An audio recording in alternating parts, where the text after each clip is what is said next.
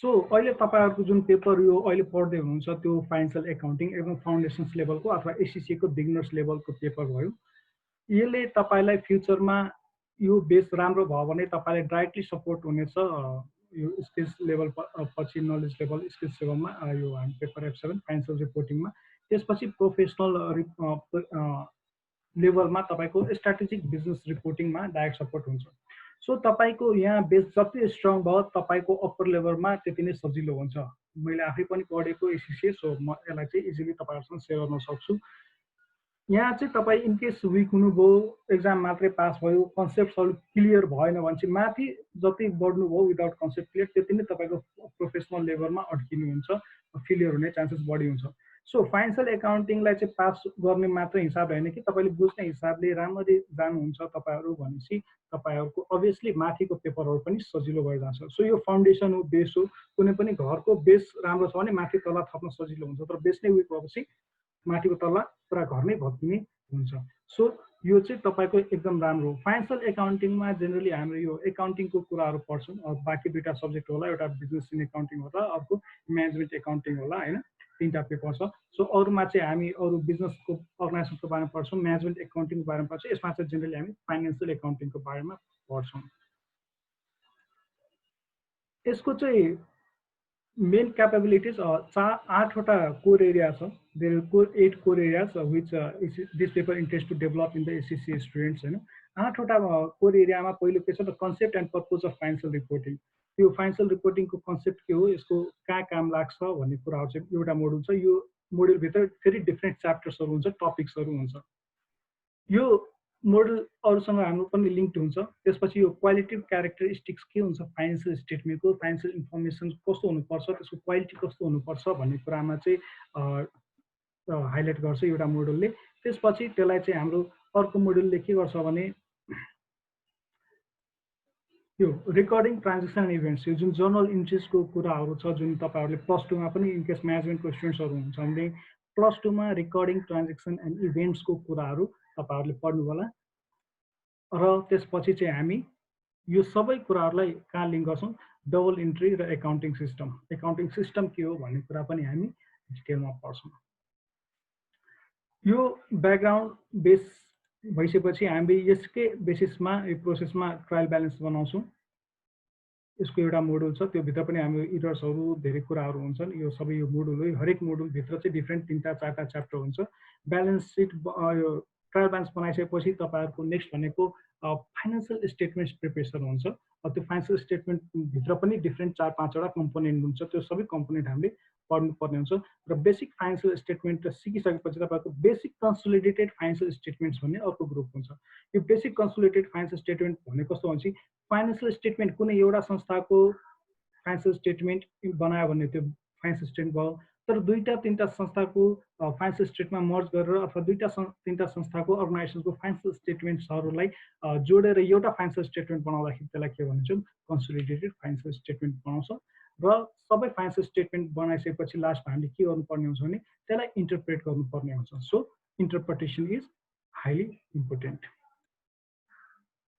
यो सबै मोडुल सकाएपछि तपाईको एसीसीए को F3 पेपर सकिन्छ। यो सबै मोडुल चाहिँ हामीले डिटेलमा पढ्नु पर्ने हुन्छ। हामीले एउटा च्याप्टर छोड्यौं छुटायौं एब्सेन्ट भयो भने इम्प्याक्ट कहाँ पर्छ भने हेर्नुस् त हरेक च्याप्टर तपाईको एक अर्कासँग इन्टरडिपेन्डेन्ट छ। सो मैले यो च्याप्टर छोडे ल यो पढिन र यता जम्प गरेपछि तपाईको यो सबै के हो डमाडोल हुनुभयो बिग्रिने भयो। सो तपाईको हरेक क्लास एटेन्ड गर्न किन जरुरी छ भने हरेक च्याप्टर एक अर्कासँग डिपेन्डेन्ट छ लिंक छ चेन इफेक्ट छ। तपाईले हेर्नुभयो होला मोटरसाइकलहरुमा चेन हुन्छ हैन सबै चेन राम्रो हुन्छ एउटा मात्र चेनको फुस्काइदियो भने चेन काम गर्छ गर्दैन नि हो। यो होल सब्जेक्टलाई त्यसरी नै डेभलप गरिरहेछ सब चेन सिस्टममा छ। तपाईले एउटा केही मिस गर्नुभयो भने त्यसको इम्प्याक्ट होल सिलेबसमा होल बुक्समा पर्छ तपाईको।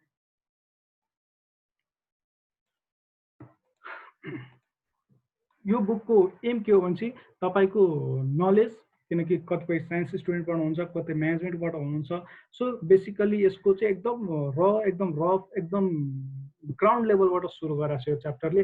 हायर कुरा गर्नुभन्दा अगाडि पनि एकदम बेसिक्स कुराहरु पनि यसले सिकाउँछ यो बुक्सले तपाईलाई। सो नलेज अन्डरस्ट्यान्डिङ यो प्रिन्सिपल्सहरु कन्सेप्ट्सहरुमा कुरा गर्छन्।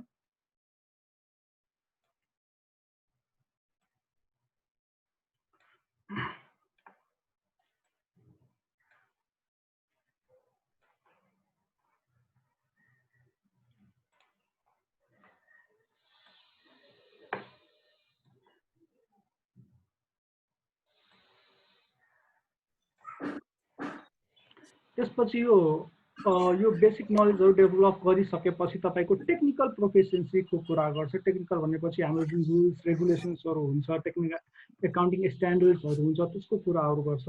र लास्टमा यो सबै प्रिन्सिपल्सहरू टेक्निकल रिक्वायरमेन्ट्सहरू फुलफिल गरेर स्टेटमेन्ट्सहरू बनाउने यो कोर्सको एम चाहिँ छ। तपाईँहरूले यति कुरा चाहिँ सिक्नुहुन्छ भन्ने कुरा यो कोर्सको एम छ। एक्जाम फर्मेटको कुरा गर्ने हो भने तपाईँको 100 मार्क्सको यो एक्जाम हुन्छ, जसमा 35 मार्क्सको 35वटा 2-2 मार्क्सको क्वेसन हुन्छ, 70 मार्क्स भयो सेक्सन एमा। र सेक्सन बीमा चाहिँ दुईवटा मात्रै क्वेसन हुन्छ, 15 मार्क्स हो। त्यो अलि लामो हुन्छ, फाइनेन्सियल स्टेटमेन्ट बनाउने भन्ने तरिकाले आउँछ। यसको लागि तपाईँले जम्मा 2 आवर्स पाउनुहुन्छ। सो डिभाइड गर्ने हो भने पर मार्क तपाईँलाई 1.2 मिनट्स छ पर मार्क सल्भ गर्नुपर्ने। तपाईँहरूलाई प्र्याक्टिसको लागि फर्दर एकदम डिटेलमा प्र्याक्टिस गर्नको लागि त हाम्रो अर्को एकजना अरुण लम्साल सर हुनुहुन्छ। उहाँले पनि तपाईँलाई प्र्याक्टिस गराउने, क्वेसन एन्सर्सहरू प्र्याक्टिस गराउने, एक्जाम मोड्युलमा तपाईँहरूलाई प्र्याक्टिस गराउने, कसरी एक्जाम दिन्छ, एक्जामको क्वेसन्स कस्तो हुन्छ, सकेसम्म मक एक्जाम्सहरू लिने कामहरू कसले गराउनुहुन्छ भने हाम्रो अरुण लम्साल सरले गराउनुहुन्छ। म चाहिँ प्रिन्सिपल तपाईँको यो फोकस क्ल्यारिटीको कुरा गर्छु र अलिअलि बेसिक प्र्याक्टिस पनि गर्छौँ। तर डिटेल रिभिजन किट कसले गराउनुहुन्छ? हाम्रो अरुण सरले गराउँछ। हामी चाहिँ ड्युरिङ कन्सेप्ट जति क्यालकुलेसन्सहरू चाहिन्छ त्योहरू गर्छौँ। यो हेर्नुहुन्छ भने अब्जेक्टिभ क्वेसनमा त समस्या भएन, क्वेसन हुन्छ 4-5वटा अप्सन हुन्छ, त्यहाँ टिक लगायो अथवा अन गर्यो। त्यसपछि यो जुन सिनेरियो बेस्ड क्वेसन, सानोतिनो सिनेरियो बेस्ड क्वेसन हुन्छ, त्यसको लागि अलरेडी मोरलेस त्यहाँ फर्मेट चाहिँ तपाईँको एक्जामको त्यो अनलाइन सिस्टममा आएको हुन्छ। तपाईँले खालि राइट वर्ड, राइट टेक्निकल इस्युजहरू चाहिँ त्यहाँ डिफ्रेन्ट आइटम्सहरू एभाइलेबल हुन्छ। यहाँ हेर्नुहोस् न, त्यो एभाइलेबलबाट राखेर इनपुट गरेर तपाईँको करेक्ट एन्सर दिनुपर्ने हुन्छ। सो यो जुन तपाईँले यो 3टा बक्सेस हेर्नुमा चाहिँ यो जेनरली 15 मार्क्सको क्वेसनको स्याम्पल्स हो। 2 मार्क्सको क्वेसनको लागि अब्जेक्टिभ बेस्ड आउँछ। एक्जाम टेक्निक्सको कुरा गर्ने हो भने पास आउट हुनु पर्यो। टाइम म्यानेजमेन्ट, स्टुडेन्टहरूले कहीँ त्यो टाइम मेरो फोन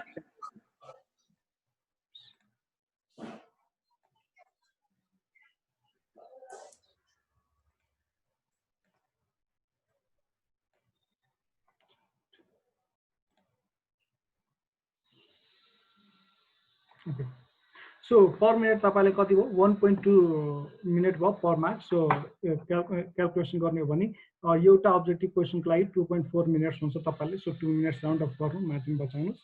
र 18 मिनट हुन्छ सेक्सन ए को पर क्वेसनको लागि।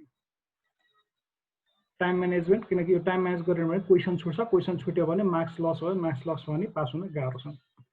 पास मार्क्स 100 मार्क्सको क्वेसनमा पास मार्क्स चाहिँ 50 मार्क्स हुन्छ तपाईँहरूको यो सब्जेक्टमा। इफेक्टिभ रिडिङ, कहिलेकाहीँ क्वेसन अलिक कन्फ्युजन तरिकाले आउँछ। सो क्वेसन नबुझ्दाखेरि हाम्रो के हुन्छ, एन्सर अटोमेटिक रङ भएर जान्छ। सो इफेक्टिभ रिडिङ पनि त्यतिकै जरुरी छ। र सबभन्दा ठुलो कुरो प्र्याक्टिस। डे 1, डे 2, डे 3 देखि नै तपाईँले के गर्नु पर्यो भने आफ्नो प्र्याक्टिस सुरु गरिहाल्नु पर्यो।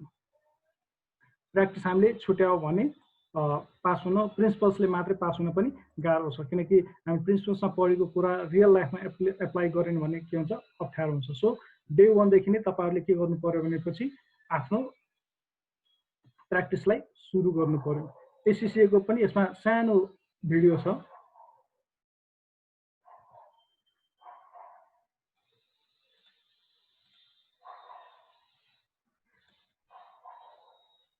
तपाईँहरूले यहाँ हेर्नुहुन्छ कि हेर्नुहुन्न एकैछिन।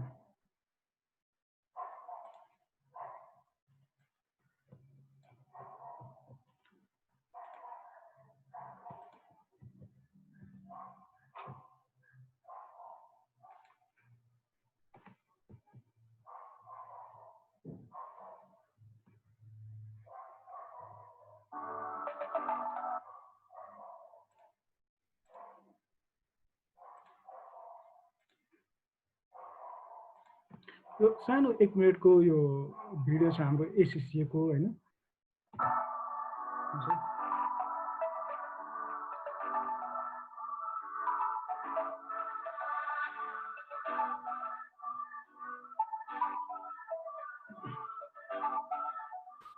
In this exam, you'll develop knowledge and understanding of the underlying principles and concepts relating to financial accounting. You'll also gain technical proficiency in the use of double entry accounting techniques including the preparation of basic financial statements for single entities and simple groups, and we introduced the basic techniques of interpretation of financial statements. ACCA recommends studying with an approved learning partner and using study materials from our approved content providers. However you study, ACCA will support your learning journey with a range of free resources. There's study guidance to help you get started and support throughout your learning journey to get you exam ready. There is guidance from the examining team, including examiners' reports, which provide constructive and detailed feedback. There are technical articles, exam technique guidance, as well as videos and webinars to support your studies. The exam has two sections, both of which are compulsory. Section A consists of 35 objective test questions worth 2 marks each and covers a broad range of syllabus topics. The questions can take the form of multiple choice, multiple response, number entry, or multiple response matching. Students should ensure they use the practice tests available on the ACCA website to become familiar with these different styles of questions. Section B has 2 multitask questions worth 15 marks each, which test your understanding and application of financial accounting skills in more depth. Using the resources available from ACCA and your approved learning partner is the proven route to exam success. So good luck with your financial accounting exam from everyone at ACCA.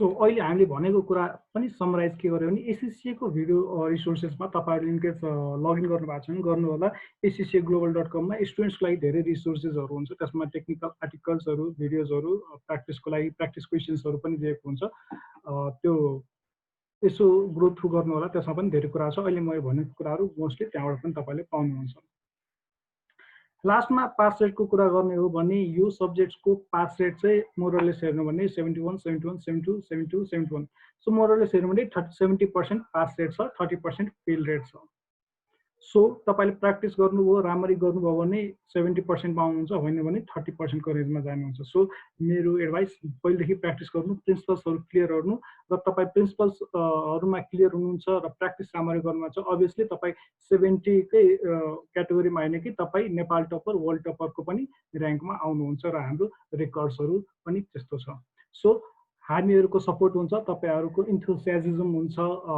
Hard works हुन्छ मेहनत हुन्छ दुवैजनाको कोलाबोरेसनले के हुन्छ भने हाम्रो रिजल्ट्सहरु एकदम better भएर आउँछ अहिलेसम्म तपाईको सीसीए को रिजल्ट्सहरु हेर्नुहुन्छ भने यो पेपरमा एकदम राम्रो रिजल्ट छ पास रेटहरु 100% छ सो यो जुन पास रेट छ यो ग्लोबल पास रेट हो सीसीए को पास रेट हेर्नु हुन्छ भने जेनरली हाम्रो 100% आइरहेको हुन्छ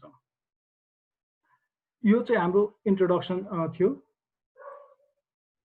ओके यो चाहिँ हाम्रो इन्ट्रोडक्सन थियो पेपरको बारेमा ब्रिफिङको लागि तपाईहरुलाई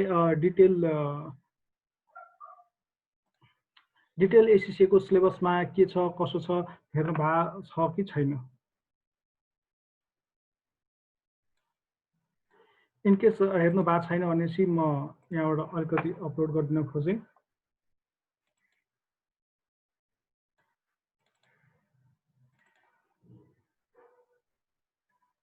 तपाईहरुको फाइलमा मैले एउटा च्याट बक्समा हेर्नुस् त एउटा फाइल अपलोड गरेको छ र पाउनुभयो तपाईहरुले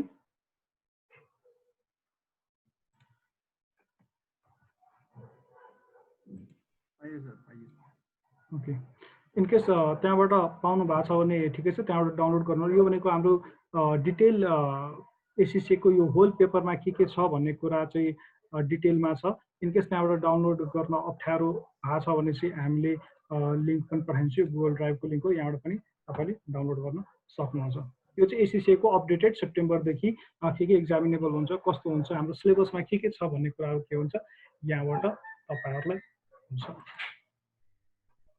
सो इन्ट्रोडक्सनमा यो पेपरको बारेमा के बुझ्नु पर्ने छ अझै कुनै कन्फ्युजन छ भने ह्यान्ड रेज गरौँ हैन भने हामी चाहिँ अब अर्को ठ्याक्क सिलेबस बुक्समै इन्ट्री गर्छौँ हामी यसपछि। साइलेन्स मिन्स नो क्वेसन, सबैजना क्लियर हुनुहुन्छ हो?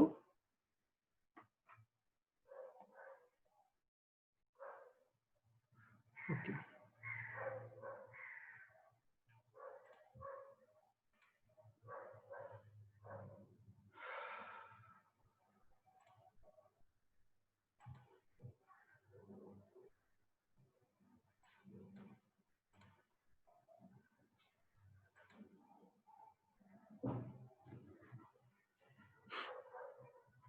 सो हाम्रो मैले त्यो 8वटा ग्रुपको अघि जुन हामी इन्ट्रोडक्सनमा कुरा गऱ्यौँ त्यो डिफ्रेन्ट ग्रुपमा पहिलो ग्रुप के थियो हाम्रो ओभरभ्यू भन्ने थियो होइन, ब्याकग्राउन्डहरू थियो, फाइनेन्सियल एकाउन्टिङ कन्सेप्ट्सहरूको बारेमा थियो।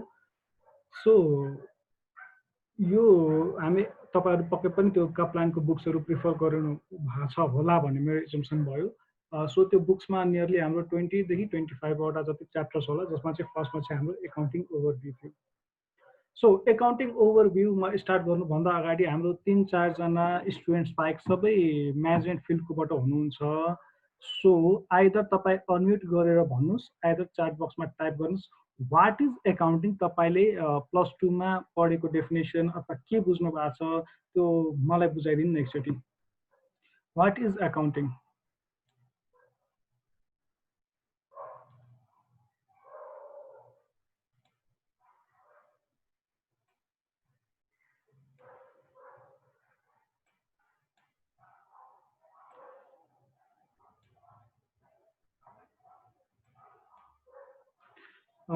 ल हाम्रो कसलाई भनौँ, आइकाजीले भन्नुहोस् न, वाट इज एकाउन्टिङ? अनम्युट गर्नुहोस्, भन्नुहोस् what is accounting. One thing more, तपाईँहरू इनकेस मोबाइलबाट एसेस गर्दै हुनुहुन्छ भने फर्स्टको एउटादेखि 2टा लेक्चर थ्योरिज हुन्छ, त्यसमा सजिलै हुन्छ। बट जब हामी प्र्याक्टिसमा जान्छौँ तपाईँको मोबाइलले सायद कम्प्याटिबिलिटी नदेला क्वेसनहरू प्र्याक्टिस गर्नलाई। सो रिक्वेस्ट चाहिँ सकेसम्म ल्यापटपबाट जोइन गर्नु होला। इनकेस मोबाइलमा पनि हुन्छ भने मोबाइलको वर्ड एक्सलहरू चलाउने एप्सहरू चाहिँ डाउनलोड गर्नु होला, ताकि चाहिँ तपाईँले त्यो क्वेसनहरू प्र्याक्टिस गर्न सक्नुहुन्छ। आइकाजी हुनुहुन्छ होइन, हामीसँगै हुनुहुन्छ कि जानुभयो?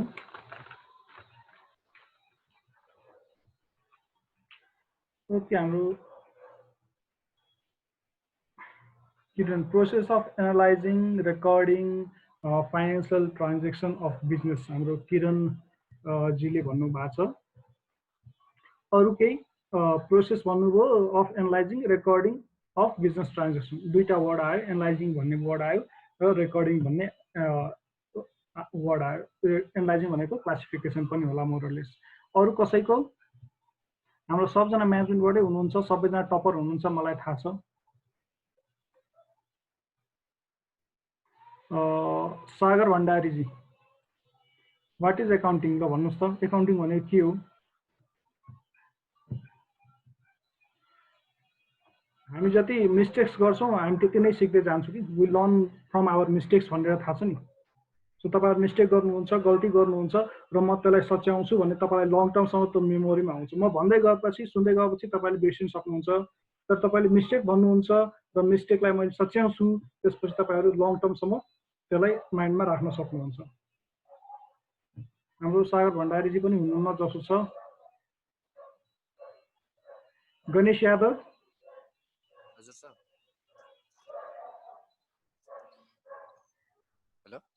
हजुर। हेलो हजुर Ganesh Yadavji, what is accounting? ल भन्नुहोस् त।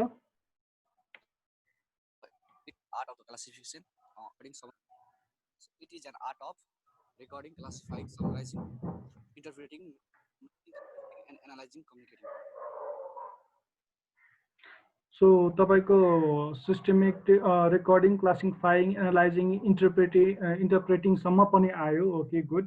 एकाउन्टिङमा इन्टरप्रेटिङ पनि राख्यौँ हामीले। Good good.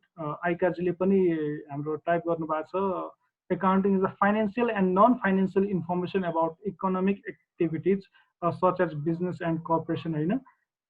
So non financial हामी चाहिँ रेकर्डिङ गर्छौँ, नन फाइनेन्सियल इन्फर्मेसनलाई हामी रेकर्ड कसरी गर्छौँ भन्ने कुरा एउटा क्वेसन हुन्छ। In simple words, steps to keep financial accounts. Lee Sherpa, simple words ma steps to keep financial records भन्नुभयो. उहाँ वर्ड्स भन्नुभयो, म सिम्पल लेटर्स भन्छु. वर्ड्स भन्दा पनि तल झरे. सो मैले सिम्पल लेटर्समा एकाउन्टिङलाई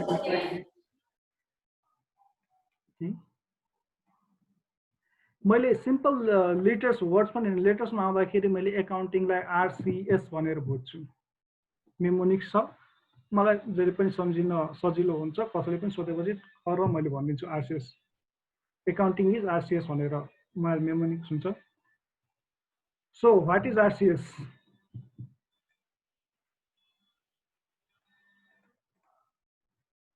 Recording, classifying, summarizing. अगाडि कसैले आर्ट जोड्नु होला, कसैले सिस्टम जोड्नु भयो होला.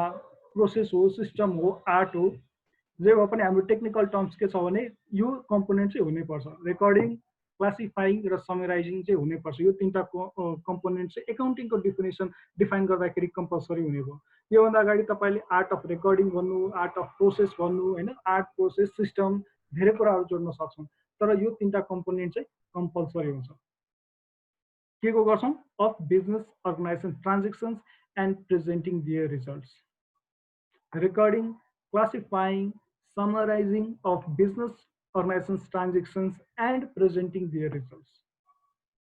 यो एकाउन्टिङको डेफिनेसन्स हो. In the form of financial statements. Results कसरी हामी प्रड्युस गर्छौँ? In the form of financial statements. So this is the more or less holistic definition of accounting. सबै थोक आयो यसमा. रेकर्डिङ आयो, क्लासिफाइङ आयो, कसै एनालाइजिङ भन्नुभएको थियो, त्यो पनि क्लासिफाइङ भित्रको कम्पोनेन्ट भयो.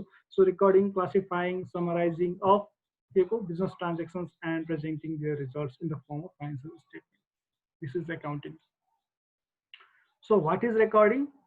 रेकर्डिङमा हाम्रो के इन्भल्भ हुन्छ भने books of original entries or journal entries, जहाँ चाहिँ हामी प्राइमरली केही कुराहरू रेकर्ड गर्छौँ त्यसलाई हामी के भन्छौँ? Books of original entries or journal इन्ट्रिजबाट हामी ट्रान्जेक्सन्सहरूलाई, जुन फाइनेन्सियल ट्रान्जेक्सन्स हुन्छ, नन फाइनेन्सियल, किनकि रेकर्ड गर्न हामीले केही न केही एमाउन्ट चाहिन्छ. डेबिट क्रेडिटहरूको कन्सेप्टहरू पछि आउँछ. सो केही न केही एमाउन्ट चाहिन्छ.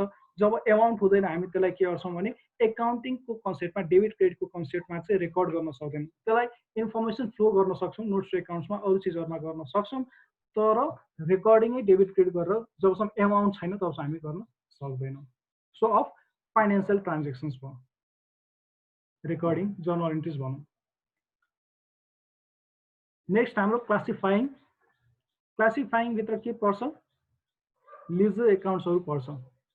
डिफ्रेन्ट लेजर्स ग्रुप वाइज हामी एक्सपेन्सेसलाई ग्रुपिङ गर्छौँ उसको नेचर अनुसार, उसको हेडिङ अनुसार. सो यो के भयो? क्लासिफाइङ भयो. हामी जर्नल इन्ट्रिजलाई एनालाइज गऱ्यौँ, अब त्यसलाई के गर्छौँ? क्लासिफाई गरेर छौँ according to their natures, according to their headings. So after that comes the summarising, and the summarising deals with the trial balance deals with the summarisation of ledger accounts. So हाम्रो ledgers बुकमा पनि details हुन्छ, जर्नलमा more detail हुन्छ. यो classify पनि गर्यो. अब हामी त्यसलाई के गर्छौँ? ट्रायल ब्यालेन्समा समरी भन्छौँ. हरेक लेजरको एउटा एउटा वर्ड लिएर ट्रायल ब्यालेन्समा हाल्छौँ. So up to this is a recording, analysing and summarising of business financial transactions. So last हाम्रो के बाँकी रह्यो? अब इन द फर्म अफ, कसैले हामी प्रेजेन्टिङ रिजल्ट्स भन्नुभयो, इन्टरप्रेटिङ रिजल्ट्स भन्नुभयो. सो यही कुराहरूलाई हामी रिजल्ट्समा भन्छौँ, इन्टरप्रेट गर्छौँ. सो फाइनेन्सियल स्टेटमेन्ट्स हुन्छ. So what are the components of the financial statements? Please raise your hands. Especially from the +2 students who have appeared their examination from the management stream, science stream ko lagi obviously this is the new things. So I expect these answers from the management students.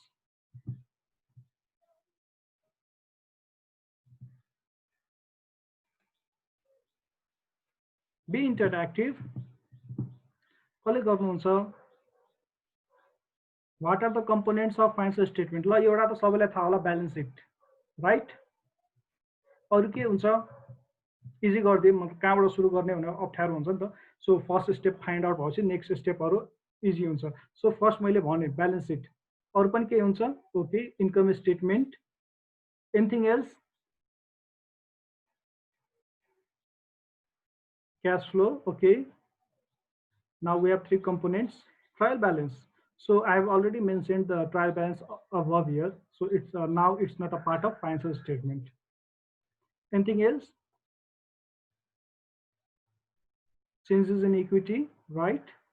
Anything else? Or it's done? Notes, exactly. So now we have all the five components of financial statements. Kiran Bidadar, good. So now the balance sheet is known as a statement of financial position as per the international financial reporting standards. हामीले जति पनि balance sheet, profit loss account, changes in equity, cash flow statement अथवा notes to the accounts जति पनि कुरा गर्यौं यो के भयो हाम्रो old terms भयो, general terms को use गर्यौं. जब हामी एकाउन्टिङ एससिसिए पढिरहेको छौँ हामी एकाउन्टिङ स्ट्यान्डर्डसँग एलाइन भएर इन्टरनेसनल फाइनेन्सियल रिपोर्टिङ स्ट्यान्डर्ड्सको आधारमा हामी टर्मिनोलोजिजहरू युज गर्छौँ. सो ब्यालेन्स सिटलाई अब हामी के भन्छौँ स्टेटमेन्ट अफ फाइनेन्सियल पोजिसन भन्छौँ. त्यस्तै गरी प्रफिट अर लस इन्कम स्टेटमेन्टलाई हामी स्टेटमेन्ट अफ इन्कम भन्छौँ. क्यास फ्लो स्टेटमेन्टलाई स्टेटमेन्ट अफ क्यास फ्लोज भन्छौँ र स्टेटमेन्ट अफ चेन्जेस इक्विटी र last notes compromising accounting policies and explanatory information. यो पाँचवटा कम्पोनेन्ट कम्प्लिट भएपछि हामीसँग के भयो फाइनेन्शियल स्टेटमेन्ट्स रेडी भयो. सो कसैले ब्यालेन्स सिट मात्रै भने पनि it's only a component of financial statement. Income statement मात्रै भने पनि it's only a one component of financial statement. यो होल पाँचवटै कम्पोनेन्ट जब हामी एकै छाता मुनि हेर्छौँ सँगै हेर्छौँ भने इट्स अल बल्ल के हुन्छ it's a set of financial statement. So अब एकाउन्टिङको होल डिफिनेसन कम्प्लिट भयो. तपाईँले कहिले पनि कन्फ्युज नहुने गरी.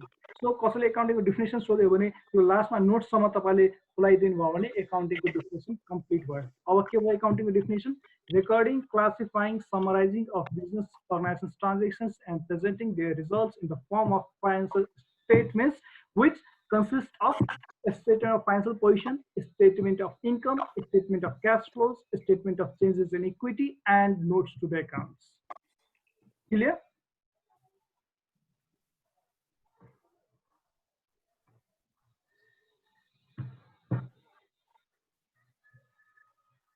Great.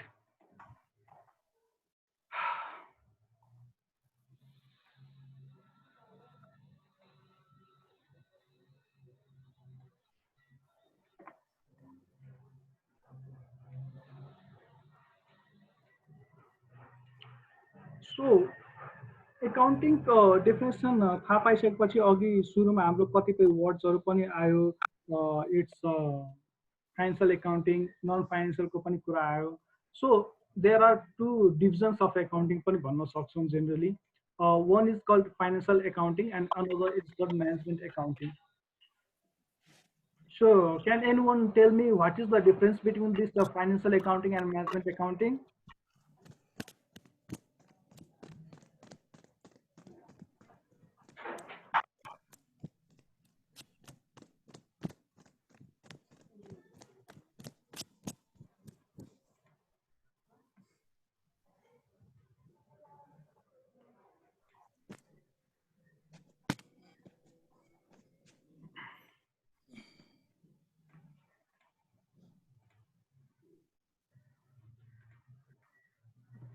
Financial accounting concerned with the production of financial statements for external purposes. पहिलो एक्सटर्नल पर्पजेस भन्नाले तपाईँ एकाउन्टिङ बिजनेसमा पढ्नुभयो होला. हाम्रो डिफ्रेन्ट स्टेक होल्डर्सहरू हुन्छ जस्तै फर इक्जाम्पल सेयर होल्डर्स भयो, ब्याङ्क्स भयो, गभर्मेन्ट्स भयो, ट्याक्स अथोरिटिजहरू भयो. त्यो सबै के हो भने अर्गनाइजेसन भन्दा एक्सटर्नल इन्भाइरोमेन्टको स्टेक होल्डर्सहरू भयो. सो यो स्टेक होल्डर्सहरूको लागि हामी फाइनेन्सियल एकाउन्टिङको रिपोर्ट्सहरू प्रिपेयर गर्छौँ. अर्को यो फाइनेन्सियल एकाउन्टिङ जब एक्सटर्नल पर्पोजको लागि जेनरल पर्पोजको लागि पब्लिस गर्छौँ भनेपछि हामी त्यसलाई सर्टेन रुल्सहरू फलो गरेर बनाइरहेको हुन्छन् जुन चाहिँ इन्टरनेसनली मोरलेस जेनरली इन्टरनेसनली एक्सेप्टेड कन्भेन्सन्सहरू हुन्छ, एकाउन्टिङ स्ट्यान्डर्ड्स हुन्छ. पहिलेलाई हामी एससिसिएको बुक्समा के पढ्छौँ भने IFRS international financial reporting standards र आइएस इन्टरनेसनल एकाउन्टिङ स्ट्यान्डर्ड्स भनेर पढ्छौँ. र यो जेनरली पब्लिक डकुमेन्ट्स हुन्छ. सो इट्स नट कन्फिडेन्सियल मोरलेस यो जेनरली पब्लिकली एभाइलेबल हुन्छ. सो हामीले इजिली यो चाहिँ पाउन सक्छौँ.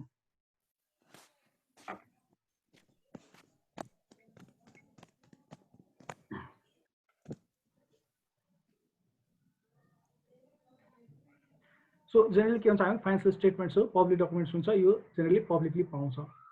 यसको कन्ट्रास्टमा हेर्ने हो भने म्यानेजमेन्ट एकाउन्टिङमा यो चाहिँ generally production of financial statement for management uses, external uses भन्दा पनि इन्टरनल युजेसको लागि बनाइन्छ।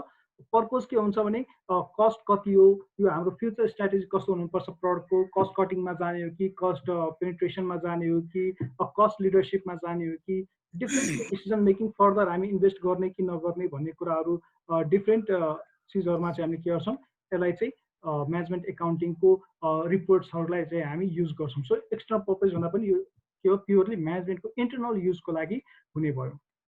त्यस्तै गरी यसले necessarily international financial reporting standards or international accounting स्ट्यान्डर्ड्सहरू फलो गर्दैन, आफ्नै कस्टिङ मेथड्सहरू हुन्छ, आफ्नै एकाउन्टिङ स्ट्यान्डर्ड्सहरू पनि बनाएर गर्न सक्छ। किनकि इन्टरनल डकुमेन्ट हो, म्यानेजमेन्टलाई जुन इन्फर्मेसनले फाइदा हुन्छ, जसरी एनालाइज गर्दा फाइदा हुन्छ, हामी त्यसरी नै यो म्यानेजमेन्ट एकाउन्टिङको रिपोर्ट्सहरू बनाउँछौँ। कस्टिङ मेथड्सहरू इनकेस पढ्नु भएको छ भने एबिसी कस्टिङ्सहरू होइन, डाइरेक्ट कस्टिङ, इनडाइरेक्ट कस्टिङहरू, डिफ्रेन्ट कस्टिङ मेथड्सहरूबाट पनि कस्ट एनालाइज गरेर त्यसलाई रिपोर्ट गर्ने चलन हुन्छ म्यानेजमेन्ट एकाउन्टिङमा। त्यस्तै गरी जेनरली यो फाइनेन्सियल स्टेटमेन्ट्सहरू पब्लिकली एभाइलेबल हुँदैन, कन्फिडेन्सियल हुन्छ। यसले चाहिँ अर्गनाइजेसनको कोर कम्पिटेन्सीहरूसँग डिल गरिरहेको हुन्छ। सो जेनरली एकदम कन्फिडेन्सियल र प्राइभेट हुन्छ, जुन चाहिँ म्यानेजमेन्ट्सहरूले इन्टरनल पर्पजको लागि युज गरिरहेको हुन्छ।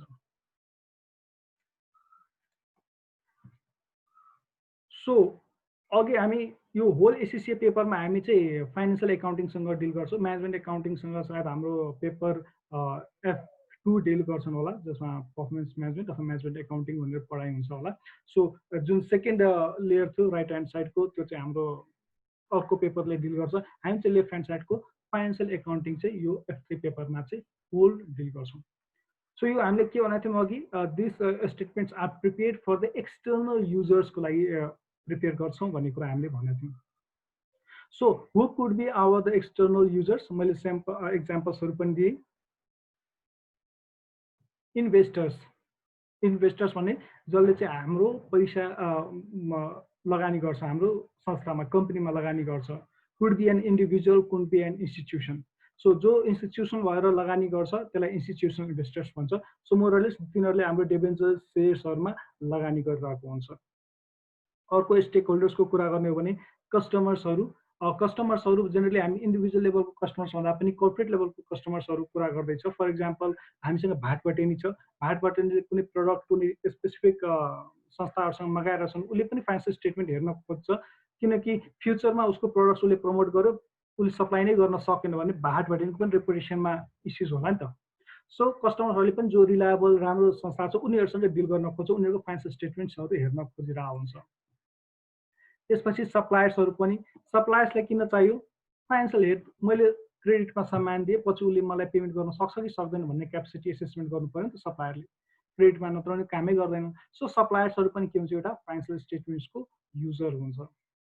त्यस्तै गरी लेन्डर्स भने जेनरली ब्याङ्क्सहरू हुन्छ अथवा प्राइभेट लोन प्रोभाइडर्सहरू, व्यक्तिहरू पनि हुनसक्छ। यिनीहरूले लोन प्रोभाइड गर्छ संस्थाहरूलाई रनको लागि। सो लोन प्रोभाइड गरिसकेपछि यिनीहरूको चासो के हुन्छ भने त्यो फाइनेन्सियल स्टेटमेन्ट एनालाइसिस गरेपछि यो संस्थाले फ्युचरमा मेरो loan with EMI, loan EMI अथवा इन्ट्रेस्टहरू, प्रिन्सिपल्सहरू राम्ररी पे गर्न सक्छ कि सक्दैन, टाइमली पे गर्न सक्छ कि सक्दैन। सो लेन्डर्स, ब्याङ्क्सहरू इक्जाम्पल भयो, उनीहरू पनि हाम्रो के भयो, एक्सटर्नल फाइनेन्सियल स्टेटमेन्टको युजर्स भयो। अहिलेसम्म हामी सबै के एक्सटर्नल कुरा गरिरहेको छौँ, इन्भेस्टर पनि हाम्रो एक्सटर्नल भइरहेछ, कस्टमर्स पनि एक्सटर्नल छ, सप्लायर पनि छ, लेन्डर्स पनि छ। त्यसपछि हाम्रो गभर्मेन्टको कुरा गऱ्यौँ। गभर्मेन्टलाई किन हाम्रो फाइनेन्सियल स्टेटमेन्टमा चासो हुन्छ भने कति प्रफिट कमायो, त्यो प्रफिटको ट्याक्स कति आउँछ हामीलाई, गभर्मेन्टको चासो विषय हो। सो गभर्मेन्टले पनि हाम्रो फाइनेन्सियल स्टेटमेन्ट हेर्न खोजिरहेको छ।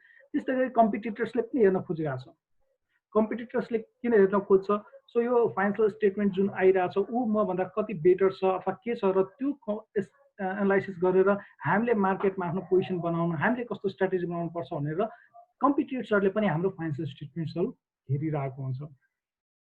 त्यस्तै गरी द जेनरल पब्लिकमा हामी इन्डिभिजुअलहरू परिहाल्छौँ, जसको खासै छैन, इन्फ्लुएन्स हुँदैन कम्पनीमाथि, त्यही पनि हामी छौँ। जेनरली कस्तो हुन्छ भने कर्पोरेट सोसल रेस्पोन्सिबिलिटी, त्यो संस्थाले इम्प्लोइमेन्ट कति जेनेरेट गरिरहेको छ हाम्रो सोसाइटीमा, इन्डाइरेक्टली हामी के हुन्छौँ, इन्भल्भ हुन्छौँ। र कहिलेकाहीँ हामी स्टडी पर्पजको लागि, फर इक्जाम्पल तपाईँहरू स्टुडेन्ट्स हुनुहुन्छ भने तपाईँले त्यो ब्याङ्कको फाइनेन्सियल स्टेटमेन्ट किन युज गर्नुहुन्छ, तपाईँले थेसिस रिपोर्ट बनाउनु पर्ने होला, स्टडी गर्नुपर्ने होला, सिक्नुपर्ने होला। एज अ जेनरल पब्लिक पनि तपाईँले के गर्नुपर्छ, तपाईँले त्यो ब्याङ्कको फाइनेन्सियल स्टेटमेन्ट्सहरू हेरिरहनु भएको छ। सो जेनरल पब्लिकका पनि हाम्रो के एउटा स्टेक होल्डर्स भयो।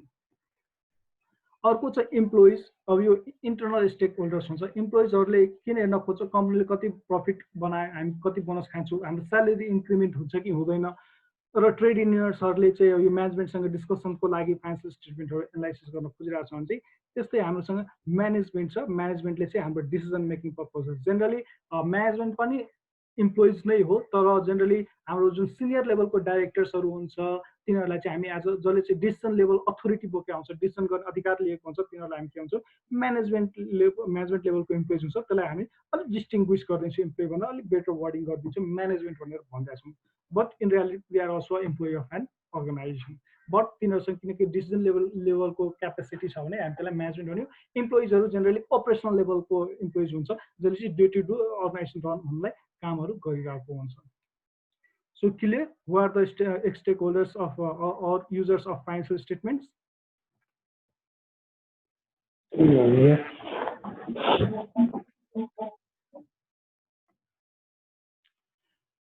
So मेरो एडभाइस के छ भने चाहिँ हामी यसमा समरीमा गरेर छौँ, मैले एक्सप्लेन गरेर आउँछौँ र यसलाई चाहिँ तपाईँहरूले एकचोटि बुक्सलाई पनि रेफर गर्नुलाई, त्यसमा झन् डिटेल्स हुन्छ, एक्जाम्पल्सहरू हुन्छ, दिएको हुन्छ, बुझ्नलाई अप्ठ्यारो हुन्छ। बुक्स पनि गो थ्रु गर्नु होला। त्यसमा पनि केही कन्फ्युजन भयो भने नेक्स्ट क्लासमा तपाईँले त्यो क्वेरिज लिएर आउनु होला, म चाहिँ फर्दर त्यसलाई एक्सप्लेन गरेर क्लियर गर्ने ट्राई गर्छु। सो हामी यो पनि गर्छौँ, अथवा तपाईँहरूले प्री पनि पढेर आउनु सक्नुहुन्छ ताकि मैले भन्दाखेरि तपाईँले रिलेट गर्न सक्नुहुन्छ आफूले पढेको कुराहरू। ओके, सो युजर्सको कुरा गरिसकेपछि अब हामीसँग नेक्स्ट के होला त, क्वालिटी क्यारेक्टरिस्टिक्सको बारेमा हामीले पढेका थियौँ, अघि अलिकति कुराकानी गरेका थियौँ र की कन्सेप्ट्सहरूको पनि कुरा गरौँ। सो यो क्वालिटी क्यारेक्टरिस्टिक्स भनेपछि एउटा फाइनेन्सियल स्टेटमेन्ट जुन हामी अघि 5वटा कम्पोनेन्टको कुरा गरेका थियौँ। सो फाइनेन्सियल स्टेटमेन्ट्सहरू हाम्रो कस्तो हुनुपर्छ, त्यसको क्वालिटिज के हुनुपर्छ भन्ने कुरा गर्छ भने चाहिँ की कन्सेप्ट्सले के कुरा गर्छ भने त्यो फाइनेन्सियल स्टेटमेन्ट्स बनाउँदाखेरि हामी जुन की कन्सेप्ट्सहरू के युज गर्छौँ, कि कुन कन्सेप्ट्सहरू युज गर्छौँ, जेनरली पर्भेसिभ कन्सेप्ट्सहरू। अब समरीमा हेर्दाखेरि मोरलेस कहिलेकाहीँ यो इन्टरचेन्जेबली पनि युज भइरहेको हुन्छ, एकअर्काले कम्प्लिमेन्ट पनि गरेर आउँछ, कहिलेकाहीँ चाहिँ आइसोलेसनमा पनि पढेर आउँछ, इन्डिपेन्डेन्टली पनि पढेर आउँछौँ, तर मोरलेस इन्टरचेन्जेबली यो एकअर्कालाई सपोर्ट गरेर आउँछ। सो त्यही भएर यो होललाई मैले के गरेँ, एउटैमा बुझाउने ट्राई गरेँ। सो पहिलो कुरा के छ भने अन्डरस्ट्यान्डेबिलिटी। हामीले बनाएको फाइनेन्सियल स्टेटमेन्ट्स हामीले बुझ्ने होइन कि हाम्रो जुन युजर्सको कुरा गरेको थियो नि अघि, different types of stakeholders, users of financial statements, तिनीहरूले बुझ्ने गरी हामीले फाइनेन्सियल स्टेटमेन्ट बनाउनु पर्ने हुन्छ। सो एउटा सानो क्लास के छ भने अलि न अलिक फाइनेन्स ब्याकग्राउन्डको मान्छे हुनुपर्छ। जो इन्जिनियर छ, डक्टर छ, उसले लाइफ लङ कहिले पनि फाइनेन्सियल स्टेटमेन्ट्स एकाउन्ट्स बुझेकै छैन, उसले त अभियसली त्यो क्लियरली नबुझ्न सक्ला। तर एटलिस्ट +2 ब्याचलर्स फाइनेन्सको नलेज भएको मान्छेहरूले चाहिँ के गर्नु पर्यो, हामीले बनाएको फाइनेन्सियल स्टेटमेन्ट्स क्लियरली बुझ्नु पर्यो। एउटा क्यारेक्टरिस्टिक त्यो हुन्छ, अन्डरस्ट्यान्डेबल हुनु पर्यो हाम्रो फाइनेन्सियल स्टेटमेन्ट। फाइनेन्स पढेको मान्छे पनि हाम्रो फाइनेन्सियल स्टेटमेन्ट बुझ्न सकेन भनेपछि त्यो अन्डरस्ट्याबिलिटी भएन, त्यो हाम्रो फाइनेन्सियल स्टेटमेन्ट राम्रो क्वालिटीको भएन भन्ने कुरा हामी बुझ्छौँ। नेक्स्ट, रिलिभेन्स। रिलिभेन्स भनेपछि फाइनेन्सियल स्टेटमेन्टहरू हाम्रो के हुनुहुन्छ, रिलिभेन्स हुनु पर्यो, त्यो टाइमली हुनु पर्यो, रिलिभेन्ट हुनु पर्यो। फर इक्जाम्पल म्यानेजमेन्ट पर्पजको लागि चाहिँ भनौँ फाइनेन्सियल एकाउन्टिङ एक लेभलको रिलिभेन्ट छ, तर उनीहरू मोर फोकस केमा हुन्छ, म्यानेजमेन्ट एकाउन्टिङको रिपोर्ट्सहरूमा फोकस हुन्छ। अर्को तरिकाबाट हामीले के गर्नु पर्यो भने फर इक्जाम्पल फिस्कल इयर 2018 को फाइनेन्सियल रिपोर्ट हामीले 2020मा दियौँ अथवा 2025मा दियौँ, 5 वर्षपछि दियौँ। सो अन्टिल अनलेस हामीलाई ट्रेन्ड एनालाइसिस गर्नु छैन, त्यो इन्फर्मेसनको खातिर रिलिभेन्स हुँदैन। 5 इयर्स अफ टाइममा डिफ्रेन्ट कुरा चेन्ज भइसकेको हुन्छ, इकोनोमिक इन्भाइरोमेन्ट चेन्ज भइसकेको हुन्छ। 5 इयर्सको कुरा किन गर्नु, आज 3 मन्थ्सकै कुरा गरौँ। आज मलाई कसैले इन्फर्मेसन दियो चैतको, होइन, हाम्रो मार्चदेखि लकडाउन सुरु भयो कोभिडले गर्दाखेरि।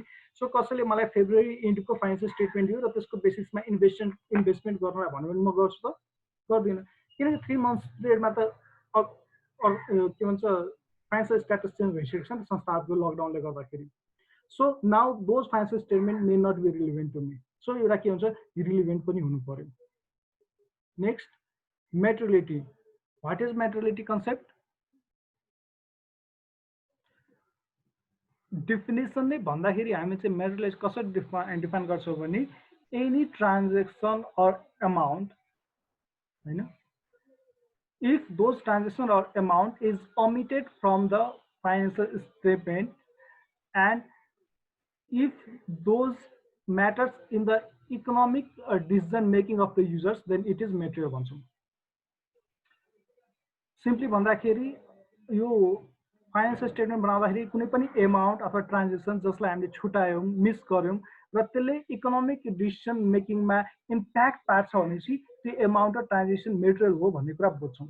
फर इक्जाम्पल, हामी कुनै संस्थाको 1 करोडको टर्नओभर छ भनेपछि 100 मिलियन 10 मिलियन ओके 10 मिलियनको टर्नओभर छ, त्यसमा 100 रुपिसको उसले खर्च लेख्न छुटायो. So is it material? छैन. त्यो 100 रुपिस त्यो फाइनेन्शियल स्टेटमेन्टमा भए पनि नभए पनि के हुन्छ, फाइनेन्शियल स्टेटमेन्टको युजरलाई इकोनोमिक डिसिसन मेकिङ गर्नलाई केही अप्ठ्यारो पर्दैन. So on the basis of amount त्यो के भयो, इमेटेरियल भयो. जेनरली हामी एउटा पर्सेन्टेज एउटा स्ल्याब तोके आउँछ संस्थाहरूले, यतिसम्मको इरर चाहिँ हामी मान्छौँ, त्यसले चाहिँ खासै इम्प्याक्ट पार्दैन. सो त्यसलाई के भन्छ, मेटेरियलिटी कन्सेप्ट भन्छ. सो एउटा के भयो, materiality on the basis of एमाउन्टको कुरा गऱ्यौँ. अर्को हामीसँग के हुन्छ, materiality on the basis of its principles, हैन, ट्रान्जेक्सन्स, नेचर. अघि फाइनेन्शियल कुरा गऱ्यौँ, अब नन फाइनेन्शियल इन्फर्मेसनले गर्दा पनि समथिङ मेटर हुनसक्छ. फर इक्जाम्पल, सानै एमाउन्ट छ होला, ल 1 करोडको ट्रान्जेक्सनमा 10 मिलियनको ट्रान्जेक्सनमा 1000 रुपिसको कुरा होला, but it is related with non-compliance with income tax policies or non-compliance with international accounting standards, हैन. सो यो के भयो, एमाउन्ट आफैमा इमेटेरियल भयो, तर ट्याक्स पोलिसीसँग हामी कम्प्लाई गर्नु भने के हुन सक्छ, त्यसको इम्प्याक्ट भोलिपछि फाइन लगाउन सक्छ, संस्थाको रेपुटेसनमा आउन सक्छ. सो यस्तो कुराहरू फ्रम द नेचरले पनि के भन्छ, मेटर गर्छ. त्यो कुरा छुटायो भने इकोनोमिक डिसिजनमा युजर्सहरूलाई अप्ठ्यारो पार्न सक्छ. यो संस्था त नन कम्प्लायन्समा छ, भोलिपछि कारबाहीमा पर्न सक्छ भन्ने कुरा हुनसक्छ नि त. So materiality on the basis of amount and materiality on the basis of nature, हामीले दुवै हेर्नुपर्ने हुन्छ मेटेरियलिटी कन्सेप्टमा. र एकाउन्टिङमा जेनरली त हामी इररै गर्न खोज्दैनौँ, इनकेस भए पनि त्यो मेटेरियल छ कि छैन भन्ने कुरा हेर्छौँ. सो इनकेस कुनै फाइनेन्सियल स्टेटमेन्टमा मेटेरियल इरर हुँदैन भन्ने कुरा चाहिँ अर्को क्वालिटी हुनु पर्यो. Then is reliability. What is reliability? Financial statements बनाउँदाखेरि हाम्रो बायसनेस हुनु हुँदैन. हाम्रो फर्दर हामी बुक्समा पढ्दै जाँदाखेरि we have different approaches of making cost estimates for depreciation and other expenses, हैन. सो हामीसँग अप्सन्स हुन्छ डिफरेन्ट मेथोडोलोजीहरू युज गर्दाखेरि. सो जानी हामीले चाहिँ ब्यालेन्स सिटहरू फाइनेन्सियल स्टेटमेन्ट प्रिपेयर गर्दाखेरि त्यस्तो मेथड युज गर्ने जसले चाहिँ इन्फ्लेट गर्छ अथवा फाइनेन्सियल स्टेटमेन्टको फिगर नेचर नै चेन्ज गर्छ भनेपछि हामी त्यो बायस भयौँ, ट्रुली काम गरेनौँ. सो फाइनेन्सियल स्टेटमेन्ट रिलायबल हुन सक्दैन. सो फाइनेन्शियल स्टेटमेन्ट बनाउँदाखेरि हामी चाहिँ बायसनेस अनबायस्ड वेमा काम गर्नुपर्ने, कतै पनि बायसनेस देखाउनु भएन. बायसनेस भएन भने चाहिँ त्यो के भयो, फाइनेन्शियल स्टेटमेन्ट रिलायबल भयो. सो बायस्ड फाइनेन्शियल स्टेटमेन्ट कहिले पनि रिलायबल हुँदैन. सो अनबायस्ड वेमा हामी फाइनेन्शियल स्टेटमेन्ट्सहरू बनाउनुपर्छ र एकाउन्टिङ प्रिन्सिपल्सहरू फलो गर्नुपर्ने हुन्छ. अर्को हुन्छ सब्सटेन्स ओभर फर्म भन्ने प्रिन्सिपल. यो प्रिन्सिपल्सले के भन्छ भनेपछि कहिलेकाहीँ हाम्रो लिगली एउटा गुड्स अथवा एसेट्सको ओनर एउटा हुन्छ, बट इन प्र्याक्टिस त्यसले अर्को मान्छेले युज गरेर आउँछ. यसको सबभन्दा कमन एक्जाम्पल हो रेन्ट. एउटा मान्छेको लिगली घर हुन्छ अनि त्यो घरको लाइफ नेपालमा जेनरली हाम्रो 50 इयर्सको हुन्छ जेनरली एउटा ट्रेन्ड अनुसार. सो 40 इयर्सको लागि अर्को मान्छेले त्यसले युजमा लियो. सो लिगली के भयो, फाइनेन्स त्यो घर चाहिँ एउटा मान्छेको छ, तर युजेसको आधारमा त्यो घरको छ, अर्को मान्छेले युज गरिरहेछ अथवा अर्को कम्पनीले युज गरिरहेछ. सो सब्सटेन्स ओभर फर्म भनेको सब्सटेन्स एउटा छ तर त्यसको फर्ममा रियालिटीमा अर्को छ. सो त्यसलाई सब्सटेन्स ओभर फर्म भन्छौँ. त्यस्तो केसमा के गर्छौँ भनेपछि त्यो लिगल ओनरसिप हामीसँग भए पनि नभए पनि के गर्छौँ, हामी आफ्नो बुक्स अफ एकाउन्ट्समा त्यस्तो चिजहरूलाई अथवा त्यस्तो आइटम्सहरूलाई हामीले देखाउँछौँ. सो जेनरली हामी जब एसेट्सको डेफिनेसन पढ्छौँ त्यहाँ ओन्ड हुँदैन कन्ट्रोल्ड हुन्छ। हामीले त्यो चिजहरूलाई कन्ट्रोल गरिरहेको छैन, जसले कन्ट्रोल गरिरहेको छ उसले आफ्नो ब्यालेन्स सिटमा देखाउनु पर्ने हुन्छ भन्ने कुरा हुन्छ सब्सटान्सिबल फर्मको प्रिन्सिपल्सले। त्यसपछि अर्को हामी आउँछ प्रुडेन्स कन्सेप्ट भनेर छ। यो प्रुडेन्स कन्सेप्टले चाहिँ के भन्छ भने assets and income should not be overstated or inflated, and expenses and liabilities should not be underestimated. So यो किन भन्न खोजेको भने चाहिँ हामी फाइनेन्सियल स्टेटमेन्ट बनाउँदाखेरि हाम्रो कम्पनीको पर्फर्मेन्स राम्रो देखियोस् भनेर जेनरली पर्फर्मेन्सलाई राम्रो देखाउनलाई हामी के गर्न सक्छौँ, एसेट्स र इन्कमलाई बढाइदिने, खर्च र लाइबिलिटीलाई घटाइदिन्छ, ओभरली फाइनेन्सियल स्टेटमेन्ट हाम्रो के हुन्छ राम्रो देखिन्छ। सो प्रुडेन्स कन्सेप्टले के हुन्छ भने आम्दानी र सम्पत्तिलाई चाहिँ ओभर इन्फ्लेट नगर्ने, दायित्व र खर्चलाई चाहिँ अन्डर इन्फ्लेट नगर्ने, जे छ त्यही देखाउने, जे रुल्सले भन्छ, जे प्रिन्सिपल्सले भन्छ, जे आइएफआरएसले भन्छ, जे पोलिसिजहरूले भन्छ त्यसलाई गर्ने। सो यो कहाँबाट पनि रिलेटेड छ, अनबायस्डनेस रिलायबिलिटीबाट पनि के छ लिङ्क्ड भयो, रिलेभेन्सबाट पनि लिङ्क भयो प्रुडेन्स कन्सेप्ट। सो यो मैले किन यो सर्कलमा देखाइरहेको छु, सब इन्टरडिपेन्डेन्ट छ, एकअर्कासँग लिङ्क भइरहेछ। कम्प्लिटनेस जस्तै फाइनेन्सियल स्टेटमेन्टको अघि हामी ग्रुपको कुरा गरेका थियौँ।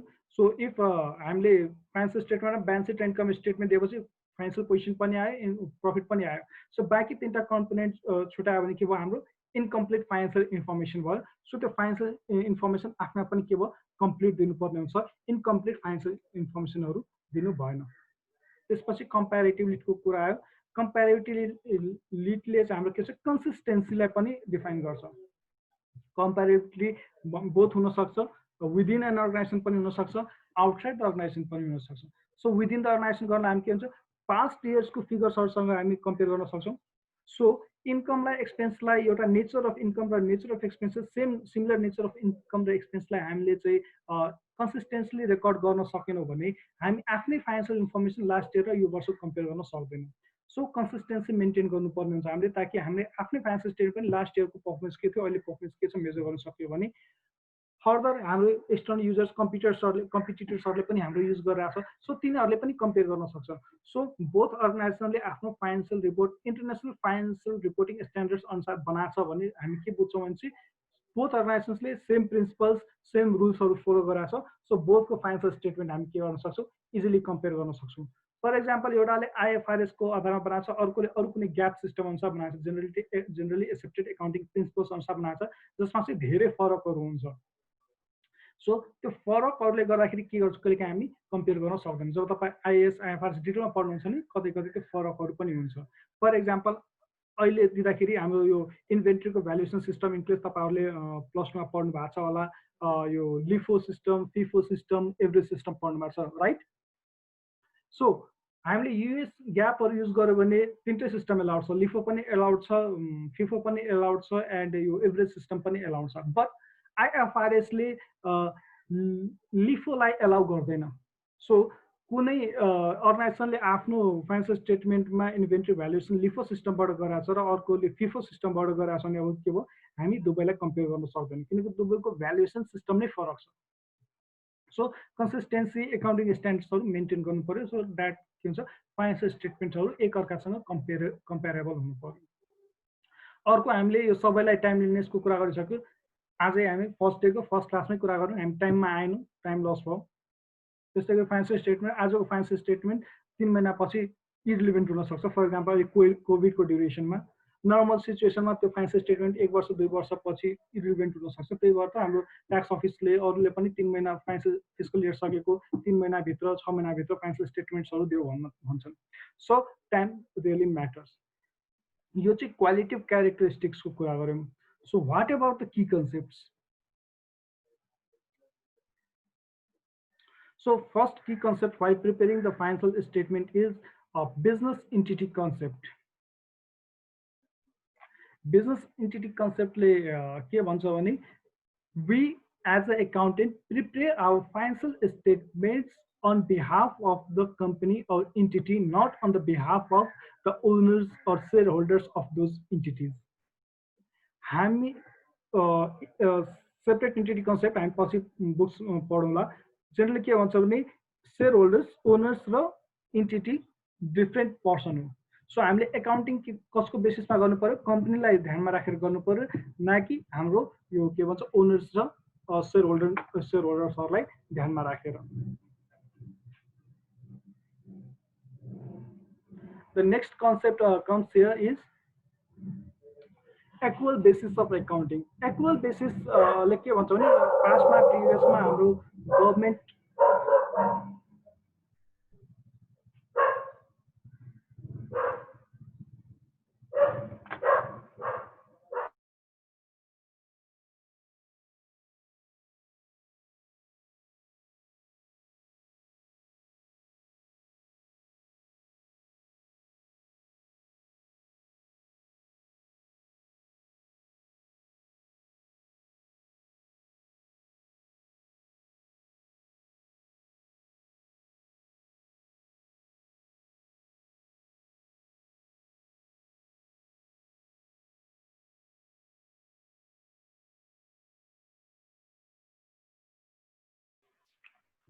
Okay.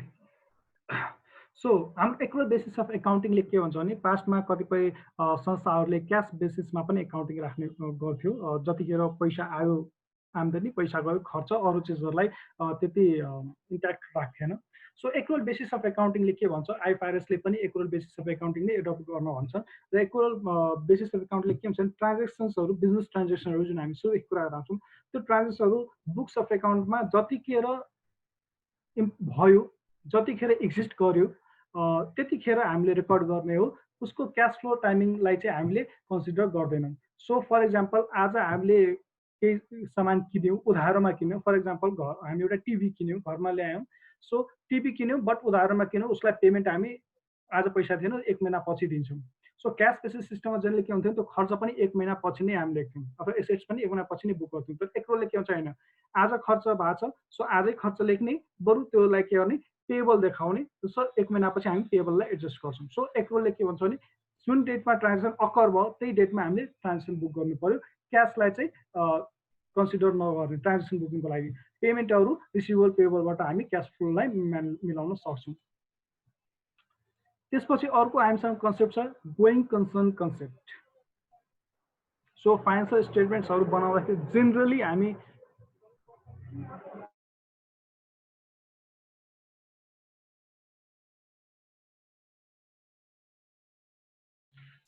हामी गोइङ कन्सर्न कन्सेप्टले प्रिपेयर गरेर आउँछौँ। गोइङ कन्सर्न कन्सेप्टले के हुन्छ, at least for the foreseeable future, sorry,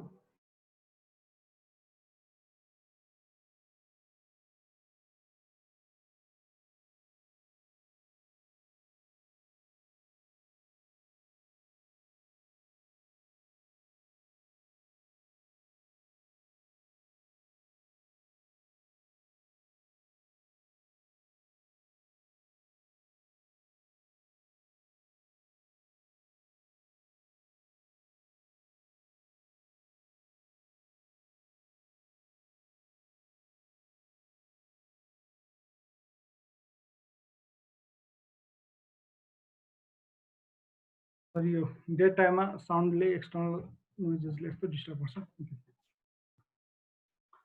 so हामी कहाँ गोइङ कन्सर्न। सो गोइङ कन्सर्नले के भन्छ भने कुनै पनि संस्था चाहिँ फर्सिएबल फ्युचरसम्म रन गर्छ भन्ने कुरा छ। सो आज हामी कहिले जुनमा छौँ। सो एटलिस्ट नेक्स्ट 12 मन्थ्स त एटलिस्ट पनि रन गर्छ। सो नेक्स्ट जुलाईसम्म 2021सम्म अभियसली चल्छ।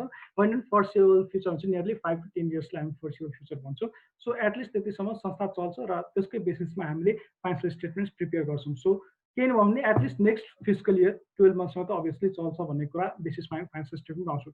In case financial next 12 मन्थ्समा business run हुँदैन, फर इक्जाम्पल अहिले कोभिडले गर्दाखेरि धेरै संस्थाहरू सायद बन्द होला।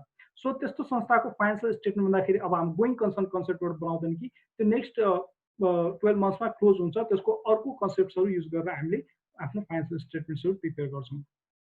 तर इन जेनरल हामी गोइङ कन्सर्न कन्सेप्ट फलो गर्छौँ। सर्टन एक्सेप्सन्सहरू बाहेक जतिखेर संस्थाहरू बन्दै हुन्छ अथवा कन्फर्म हुन्छ कि अब नेक्स्ट फ्यु मन्थ्समा बन्द भइरहेको छ भने त्यो एक्सेप्सन्सहरू बाहेक। अर्को कन्सेप्ट हामीसँग कन्सिस्टेन्सी, त्यो हामी लास्ट अघि पनि कन्सिस्टेन्सीको कुरा गर्यो यो कम्पेरिटिभलीको पढ्दाखेरि. So financial statement should be consistent in preparing. We should be consistently using the principles and policies while preparing our financial statements, until and unless there is circumstances to change those principles or policies or required by the law. So हिजोसम्म हामी एउटा principal nothing is permanent भन्ने कुरा थाहा छ नि होइन.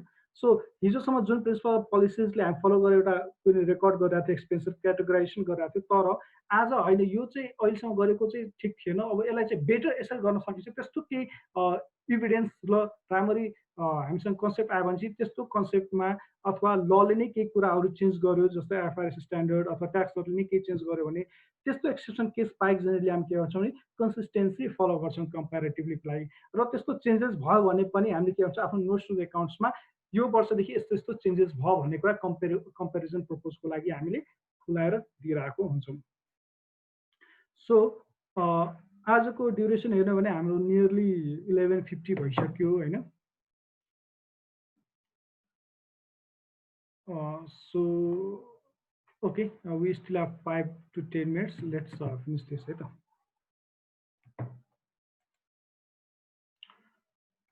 So हाम्रो कति किसिमको बिजनेसहरू हुन्छ, एफएबीमा पढ्नुभयो होला, अपर पेपरमा अथवा प्लस 2मा पढ्नुभयो होला, कति किसिमको हुन्छ हाम्रो बिजनेसहरू.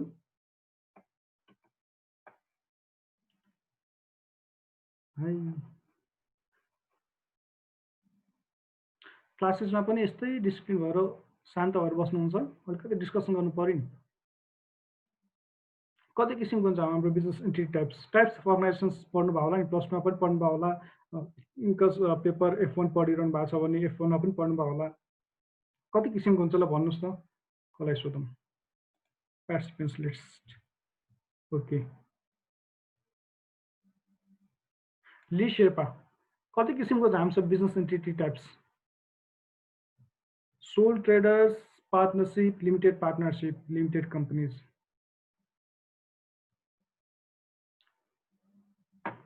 ओके, सोल ट्रेडर्स ठिक छ, पार्टनरशिप पनि ठिक छ, लिमिटेड कम्पनीज पनि ठिक छ. लिमिटेड पार्टनरशिप चाहिँ अलि पढाएको छैन. प्राइवेट लिमिटेड ठिक छ, पब्लिक लिमिटेड पनि छ, पार्ट अफ लिमिटेड पार्टनरशिप्स कम्पनीको सब डिभिजन भयो. सो इन प्र्याक्टिस हेर्दाखेरि हाम्रो नलेजले भन्दाखेरि we know about different types of companies. For example sole traders छ, पार्टनरशिप छ, पब्लिक लिमिटेड छ, पब्लिक लिमिटेड कम्पनी छ, प्राइवेट लिमिटेड कम्पनीजहरू छ. यो बाहेक पनि अरू छ नि, गभर्मेन्ट एन्टिटिज छ, गभर्मेन्टको आफ्नो बिजनेस एन्टिटिजहरू छ, डेभलपमेन्ट अर्गनाइजेसन्सहरू छ, NGOs, not for profit making अर्गनाइजेसन्सहरू छ. So different types of organisation छ. But for the syllabus of this subject हामीले जेनरली 3 किसिमको अर्गनाइजेसनको बारेमा पढ्नुपर्ने हुन्छ. So those are sole trader, partnerships and limited liabilities companies. So limited liability भित्र तपाईँले भने जस्तै पब्लिक प्राइवेट सबै लिमिटेड लाइबिलिटी भित्रै पर्यो. So for purpose, although there are other different types or kinds of entities as well, but for the purpose of this book we will be discussing only 3 types of business entities here, and those are sole trader, partnership and limited liability companies. So sole traders ma ke huncha hamro individual एकजना owner हुन्छ. नेपालतिर हामी त्यसलाई proprietorship बिजनेसमै भन्छौँ हैन, fully owned by owner. Okay, so generally small businesses are sole trader type हुन्छ. कहिलेकाहीँ हामी लार्ज स्केलको बिजनेस पनि सोल ट्रेडरमा नेपालतिर हेर्न सक्छौँ. नेपाल र इन्डियातिर legally not separated. Good. So Nepal इन्डियातिर हामी त्यस्तो हेर्न सक्छौँ, बट जेनरली यो स्मल स्केलको इन्डस्ट्रिजहरू हुन्छ सोल ट्रेडर्सहरू. यसको फ्यु क्वालिटिज के छ भनेपछि generally it's the simplest form of business owned and run by one individual. दर्ता गर्न पनि सजिलो छ, रेजिस्ट्रेसन इस्युजहरू एकजनाले चलाइरहेको हुन्छ. सो डिसिजन लेभलहरू होइन पनि इजी हुन्छ यसमा. र जेनरली यो धेरै लार्ज स्केलको हुँदैन, सानो स्केलको हुन्छ. अर्को, can employee any number of employee. अरू संस्थाहरू जस्तैले पनि आफ्नो इम्प्लोइहरू हायर गर्न सक्छ. सिम्पल क्यापिटल स्ट्रक्चर, किनकि जम्मा एकजना सेयर होल्डर हुन्छ, त्यो ओनर मात्रै, उसले आफैले जति इन्भेस्ट गर्यो त्यो क्यापिटल भयो, जति त्यहाँबाट झिक्यो त्यो विथड्रल्स भन्छौँ, खास गरी ड्रइङ्स भन्छौँ विथड्रल्सलाई टेक्निकली सोल ट्रेडरको केसमा। र owner receives all profits or have to bear all losses, जति प्रफिट भयो पनि त्यो एकजना व्यक्तिको भयो, लसेस भयो पनि त्यही भयो, व्यापारको इन्भेस्टमेन्टसँग लिमिट भएन, इनकेस त्योभन्दा बढी पनि लस हो भने आफ्नो घर जाथा बेचेर पनि दिनुपर्ने भयो। सो रिस्क पनि सबै ओनर उसकै भयो अनि बेनिफिट्स अपर्च्युनिटिज पनि सबै उसैको भयो सोल ट्रेडरमा। त्यस्तै गरी पार्टनरसिप छ, मोरलेस पार्टनरसिप पनि सोल ट्रेडरकै कन्सेप्टमा छ, तर एउटा फरक के छ भने पार्टनरसिपमा चाहिँ मोर देन भनौँ एटलिस्ट 2 इन्डिभिजुअल्स हुन्छ ओनर। सो जेनरली एटलिस्ट 2 ओनर्सको कुरा गर्छौँ। Can employ any number of employee, sole trader जस्तै। क्यापिटल अमाउन्ट फिक्स्ड हुन्छ, हरेक पार्टनरले म यति यति क्यापिटल इन्भेस्ट गर्छु भनेर फिक्स गरेर आउँछ। त्यसपछि त्यो प्रफिट्सहरू जति पनि हुन्छ त्यसलाई करेन्ट एकाउन्टमा सेयर प्रफिटको बाँडफाँड गरेर जति पनि एमाउन्ट छ इन्डिभिजुअल पार्टनरको एकाउन्टमा प्रफिट र लसहरू हालिदिन्छ, जसलाई करेन्ट एकाउन्टभित्र भन्छ पार्टनर्स करेन्ट एकाउन्ट र पार्टनर्स क्यापिटल एकाउन्ट भनेर। जुन फिक्स्ड वान टाइम इन्भेस्टमेन्ट हुन्छ त्यसलाई क्यापिटल एकाउन्टभित्र राख्यो, बाँकी प्रफिट लसको जति पनि सेयर्सहरू हुन्छ त्यसलाई चाहिँ करेन्ट एकाउन्टभित्र राखिरहेको हुन्छ। र सोल ट्रेडर जस्तै partners receives all profit or have to bear all losses in the ratio of their investment or agreement, जति एग्रिमेन्ट गरेर छ, जति रेसियोको सेयरिङ गरेर छ, इनकेस प्रफिट भयो भने पनि त्यही हिसाबले लिने भयो, लसेस भयो पनि आफ्नो सोल ट्रेडर जस्तै घरबाट भए पनि त्यो आफ्नो हिस्साको आफ्नो सेयरको चाहिँ लस बियर गर्नुपर्ने हुन्छ। यिनीहरूभन्दा ठ्याक्कै अर्को हामीसँग कन्सेप्ट छ कि लिमिटेड लायबिलिटिज कम्पनीजको कन्सेप्ट छ हामीसँग।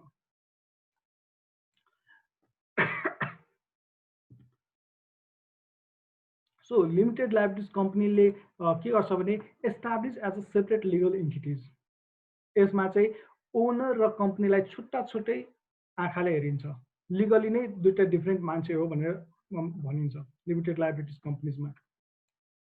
अर्को ओनर्सहरूलाई चाहिँ छुट्टै नाम दिएको हुन्छ सेयर होल्डर्स भनेर, जसले जतिवटा सेयर किनेको छ त्यतिको आफ्नो पैसा हाल्छ, जसलाई हामी के भन्छौँ क्यापिटल भनेर भन्छौँ।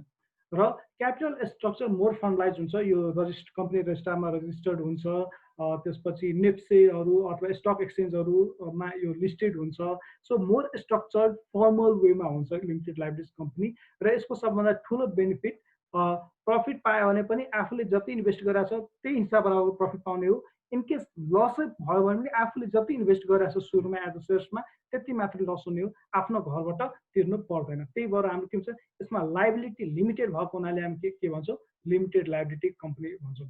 सो यो sole trader partnership is a unlimited liabilities type of companies. र अर्को shareholders are not personally liable, जुन चाहिँ हामी भर्खर डिस्क्राइब गऱ्यौँ।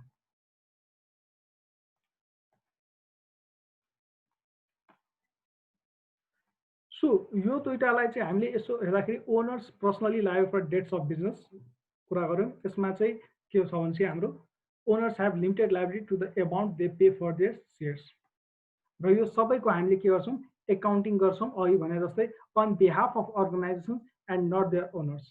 आइदर त्यो सोल ट्रेडर्स होस्, पार्टनरसिप होस्, प्राइभेट लिमिटेड होस्, पब्लिक लिमिटेड होस्, कम्पनीजहरू जुनसुकै कम्पनीको हामी एकाउन्टिङ गर्दाखेरि as an accountant we do accounting on behalf of the organisation and not their owners. So it's more or less 12 noon. आजलाई हामी यति नै गरौँ। तपाईँहरूलाई कस्तो लाग्यो होइन, के कन्फ्युजन छ भने हामी 5-10 मिनट डिस्कसन गरौँ यतिसम्म। त्यसपछि हामी भोलि चाहिँ कम्पोनेन्ट्स अफ फाइनेन्सियल स्टेटमेन्ट्स यसको अलिकति बाँकी छ।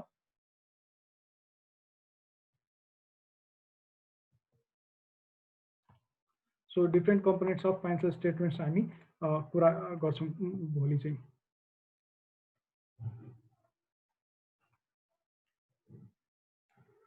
सो आजको के कन्फ्युजन छ तपाईँहरूसँग क्लियर गरौँ। इनकेस छ भने हामी क्वेसन एन्सर सेसन चाहिँ राखौँ 10 मिनट जति छ। आज क्लियर छ? र यो अनलाइन मेथडबाट इफेक्टिभ भइरहेछ कि छैन? I do have lots of online classes हैन सो मोरलेस म अनलाइनलाई पनि क्लासरुम जस्तै इफेक्टिभ बनाउने ट्राई गरिरहेको हुन्छु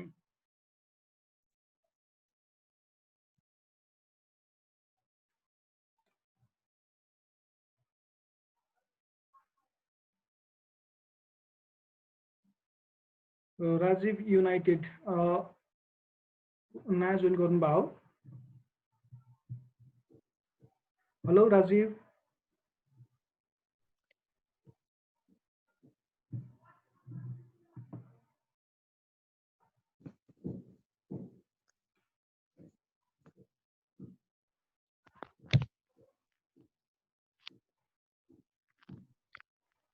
ठीक छ सर क्लास अहिलेसम्म ओके यो तपाईको ओरिजिनल नेम हो कि रिनेम गर्नुभयो यो राजीव हाम्रो एटेन्डेन्स लिस्टमा तपाईको नाम थिएन त्यही भएर मेरो नाम राजीव नै हो ए ओके राजीव के हो नेपाल प्रधान नेपाल नेपाल ओके